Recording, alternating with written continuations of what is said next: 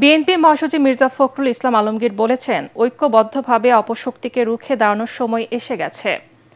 সোনারগাঁও হোটেলে নোয়াব আয়োজিত সংবাদ সম্মেলনে তিনি বলেন, আর প্রতিবাদ ও মানববন্ধন নয়, ষড়যন্ত্রকারীদের বিরুদ্ধে প্রতিরোধ গড়ে তুলতে হবে। এতে অংশ নিয়ে জাতীয় নাগরিক পার্টি এনসিপির আহ্বায়ক নাহিদ ইসলাম বলেন, প্রথম আলো ডেইলি স্টার কার্যালয়ে হামলায় সরকারের একটি অংশের ইন্ধন রয়েছে। তিনি বলেন, এই ঘটনায় রাজনীতিবিদদের কেউ কেউ জড়িত। এটা পরিকল্পিত হামলা। হামলাকারীরা জুলাই গণঅভ্যুত্থানের স্লোগান ব্যবহার করে মব করেছে। সকল গণতান্ত্রিকভাবে মানুষের এখন এক হওয়ার সময় এসে গেছে। আমরা যারা অন্ধকার থেকে আলোতে আসতে চাই, আমরা যারা আমাদের বাংলাদেশকে সত্যিকার অর্থেই একটা স্বাধীন সার্বভৌম গণতান্ত্রিক বাংলাদেশ হিসেবে দেখতে চাই, তাদেরকে আজকে শুধু সচেতন হলে চলবে না, রুখে দাঁড়াতে হবে। এখন রুখে দাঁড়ানোর সময় এসে গেছে।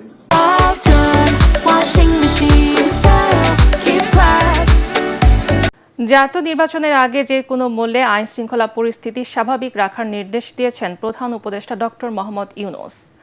গতরাতে রাষ্ট্র অতিথি ভবন যমুনায় দেশের সার্বিক আইন শৃঙ্খলা পরিস্থিতি পর্যালোচনায় অনুষ্ঠিত বৈঠকে তিনি ওসমান হাদী হত্যায় জড়িত এবং অন্যান্য বেআইনি কর্মকাণ্ডের সঙ্গে সম্পৃক্তদের দ্রুততার সঙ্গে গ্রেফতারের নির্দেশ দেন।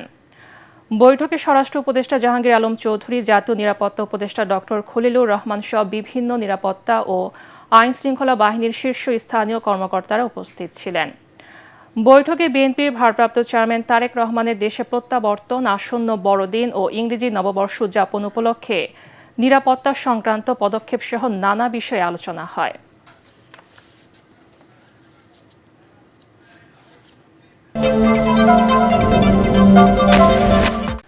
প্রথম আলো ডেইলি স্টার সহ দুটি সাংস্কৃতিক সংগঠনের কার্যালয়ে হামলার ঘটনায় জড়িত সন্দেহে ঢাকা সহ দেশের বিভিন্ন স্থানে অভিযান চালিয়ে অন্তত 9 জনকে গ্রেফতার করেছে আইনশৃঙ্খলা রক্ষাকারী বাহিনী। ভিডিও ফুটেজ বিশ্লেষণের মাধ্যমে আরও বেশ কয়েকজনকে শনাক্ত করা হয়েছে বলে জানিয়েছে পুলিশ। আইনশৃঙ্খলা রক্ষাকারী বাহিনীর সূত্র জানায়, আজ সকাল পর্যন্ত পরিচালিত অভিযানে গ্রেপ্তার হওয়া ব্যক্তিদের মধ্যে 7 জনের পরিচয় নিশ্চিত হয়েছে। তারা হলেন কাশেম ফারুক, সাইদুর রহমান, রাকিব হোসেন, নাইম, ফয়সাল আহমেদ প্রান্ত, সোহেল রানা এবং শফিকুল ইসলাম। এছাড়া পুলিশের কাউন্টার টেররিজম ইউনিট ও গোয়েন্দা পুলিশ আরও 2 জনকে গ্রেপ্তার করেছে। তাদের পরিচয় যাচাই বাছাই করা হচ্ছে।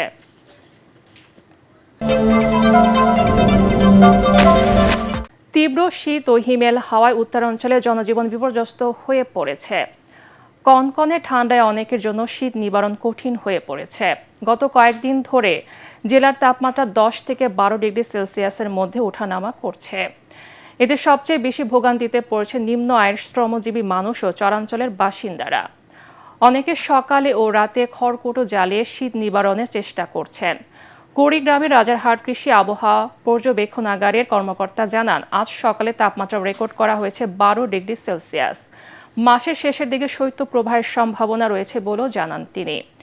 এদিকে অসহায় ও নিম্ন আয়ের মানুষের মাঝে কম্বল ও শীত বস্ত্র বিতরণ করছে জেলা প্রশাসন।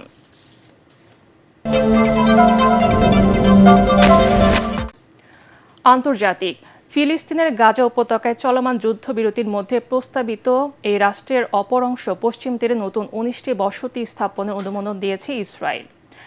দেশটির অর্থমন্ত্রী বেজালেল স্মোটরিচ বিবিসিতে সাক্ষাৎকারে তথ্য জানিয়েছে। তিনি বলেন, ইসরায়েলের প্রতিরক্ষা মন্ত্রী ইসরায়েল কাজকে এ বিষয়ে একটি প্রস্তাব দিয়েছিলেন তিনি। গতকাল সেটি পাশ হয়েছে।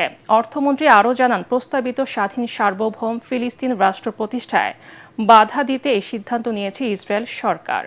নেতানিয়াহু সরকারের এই সিদ্ধান্তের নিন্দা জানিয়েছে সৌদি আরব। জাতিসংঘের মহাসচিব অ্যান্তনিও গুতেরেস এক বিবৃতিতে ইসরায়েলের এই সিদ্ধান্তের কঠোর সমালোচনা করেছেন।